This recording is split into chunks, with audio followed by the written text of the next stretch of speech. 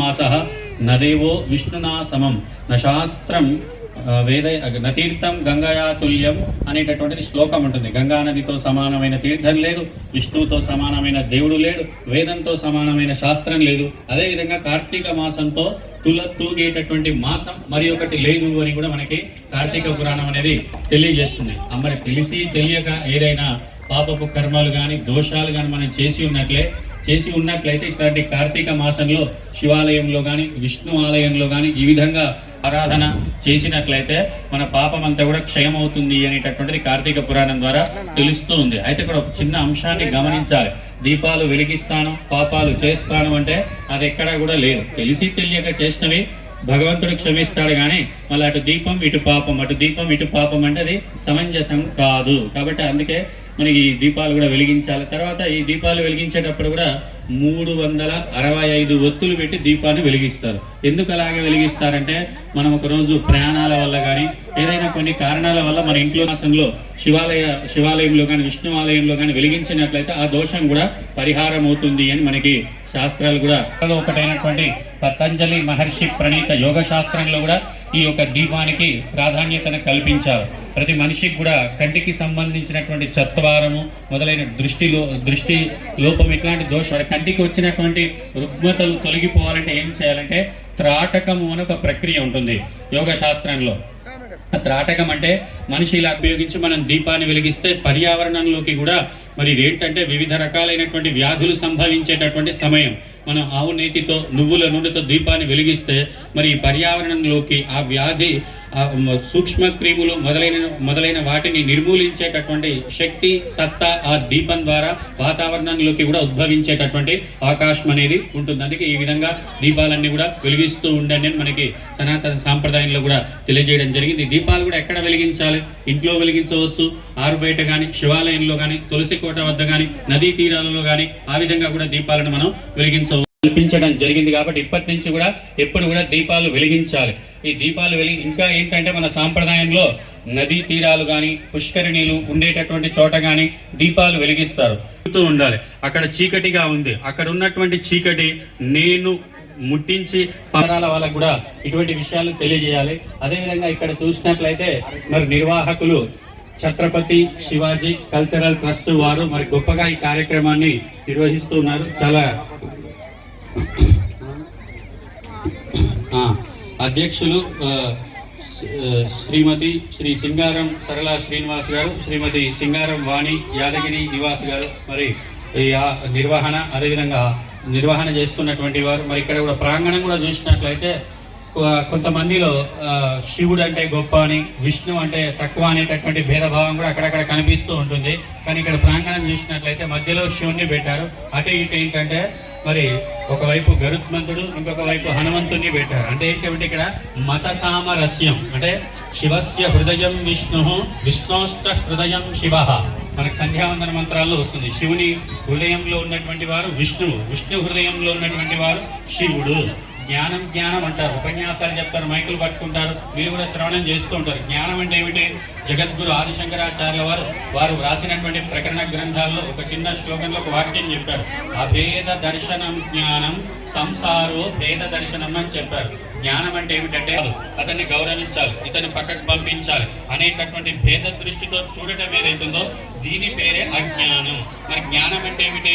అందరినీ సమానంగా చూచుట ఏదైతుందో దాని పేరే జ్ఞానము అని జగద్గురు ఆదిశంకరాచార్య వారు తెలియజేయడం కూడా జరిగింది. భగవద్గీత ఇత్యాది గ్రంథాల్లో కూడా మరి పండితాః సమదర్శినః, పండితుడు అంటే ఎవరంటే సమదృష్టి కలిగినటువంటి వారే పండితుడు అని కూడా మనకి భగవద్గీతలో శ్రీకృష్ణ పరమాత్మ కూడా తెలియజేశారు. కాబట్టి ఇక్కడ మత సామరస్యం అక్కడ ఈ యొక్క ఏర్పాటు చేసినటువంటి వేదిక అది పరిస్ఫుటంగా మనకి కనిపిస్తూ నేను వేరు నీది గొప్ప నాది తక్కువ అనేటటువంటి భేదభావాలు మన భక్తుడైనట్లయితే ఉదాహరణకు శివభక్తుడు అనుకోండి, వాళ్ళు బోధించేటటువంటి విష్ణునామం వినిపిస్తుంది అనుకోండి, శాంతాకారం భుజగశయనం పద్మనాభం సురేశం అని విష్ణుకు సంబంధించినటువంటి నామం కనుక మీ చెవిన పడింది అనుకోండి, మీకు దోషం వస్తుంది, పాపం వస్తుంది. వెంటనే మీ చెవులకు గంటలు పెడతారుగా, కమ్మలు అట్లా పెద్ద పెద్ద గంటలు పెట్టాం ఇట్లానండి అంటే ఆ శబ్దం వినిపించకుండా ఈ గంటల శబ్దం మీ చెవులోకి పోతుంది అని చెప్పేటటువంటి వాళ్ళు అన్నట్టు.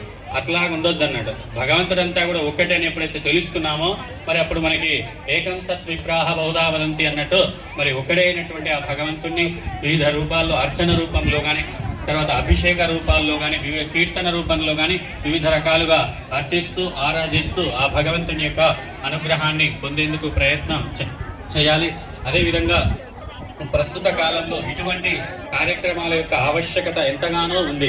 మరి ఈ ఒక్క కార్యక్రమం చేస్తే ఎంతో మంది ఈ కార్యక్రమం భాగస్వాములై వాళ్ళు కూడా శివుడికి అభిషేకం చేయడం, దీపారాధనలు చేయడం, ఎంతో పుణ్యాన్ని వాళ్ళు కూడా పొందినారు.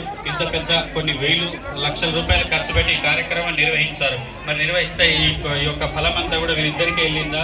ఎవరు అంటే ఈ శ్రీనివాస్ గారు, నివాస్ గారు వీళ్ళిద్దరికీ వెళ్ళిందంటే వాళ్ళిద్దరికే కాదు, ఆ పుణ్యఫలం ఎంతమందికి వెళ్తుందంటే నలుగురికి వెళ్తుంది అని శాస్త్రం చెప్తుంది. ఏంటంటే కర్త కారయిత చైవ ప్రేరకశ్చానుమోదక పాపకార్యే పుణ్యకార్యే చత్వారః సమభాగినః అని శాస్త్రం చెప్తుంది. నలుగురికి వస్తుంది. ఉదాహరణకి ఇప్పుడు ఈ గోటి దీపోత్సవ కార్యక్రమం ద్వారా పుణ్యం 100% అని మనం భావించినట్లయితే ఈ 100% పుణ్యము 25 4 భాగాలు అయిపోతుంది. ఎవరికి పోతుందంటే కర్త అంటే చేసినటువంటి వ్యక్తికి, కారయిత అంటే చేయించినటువంటి వ్యక్తికి, ప్రేరక ఓం సహనావతు సహనౌ పునక్తు సహ వీర్యం కరవావహై తేజస్వినావతీతమస్తు మా విద్విషావహై. ఓం శాంతి శాంతి శాంతి. ఓం శ్రీ లక్ష్మీ వెంకటేశ్వర స్వామినే నమః. లక్ష్మీ వెంకటేశ్వర స్వామిన గోవింద గోవింద. ఓం కళ్యాణై కనిధాన భూతమిదియత్ కాలాగ్నిరుద్రాదివిః ప్రఖ్యాతోపనిషద్ధిరజ్జవసిదో విద్వంసబాభవరజమో భస్మేతి స్మృతిమహక్షతో బ్రువిరుణాన్ మౌనేంద్ర భోగప్రదౌ रुद्राने रमण प्रियं तदभिदौ कुर्यात् सदा मंगलौ.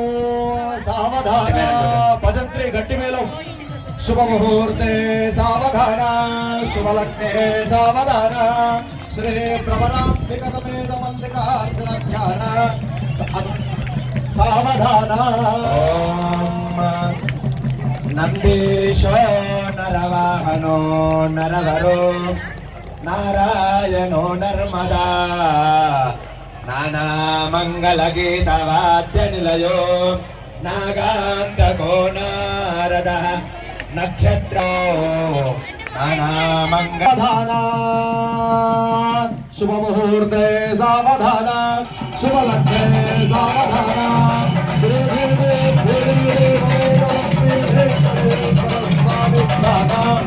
सावधान.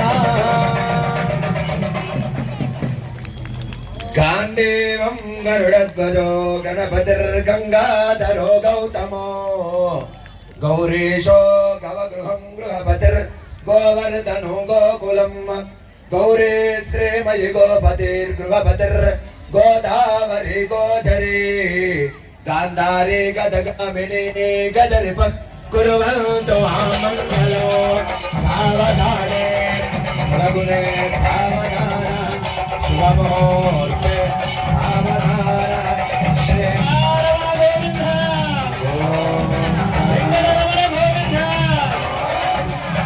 శ్రీనివాస కళ్యాణ సమయంలో మూడు చిలకల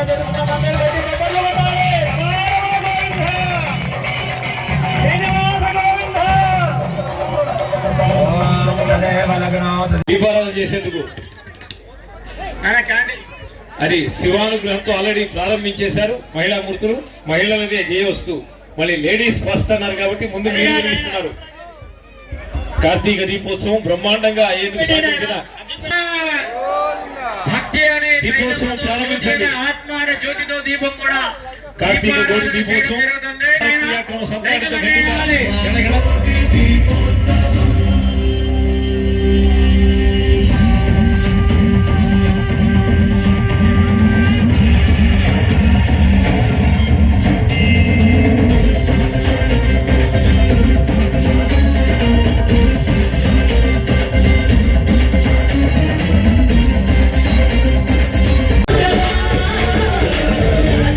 శివ కర్మైతే తాండవ